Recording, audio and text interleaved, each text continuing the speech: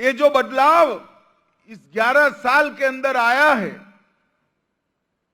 वो भारतीय जनता पार्टी की देश की कण कण भूमि को भारत माता मानकर उसको समर्पित रहने का, नवपल्लवित करने का जो संकल्प है उसी का परिणाम है। और इसके तहत आज 9 बड़ी योजनाओं का लोकार्पण हुआ और 2 का शिलान्यास हुआ। एक ही दिन में 373 करोड़ रुपए के विकास के काम हमारे द्वीप समूह को मिले,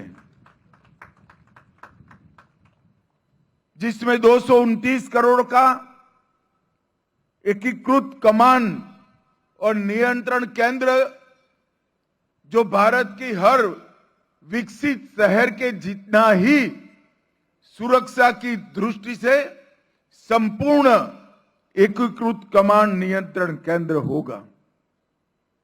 33 करोड़ की लागत से जिला अस्पताल चरण 1 का लोकार्पण, फॉरेंसिक साइंस लेबोरेटरी का लोकार्पण और अन्य 50 करोड़ की लागत से 6 विभिन्न योजनाओं का लोकार्पण करा।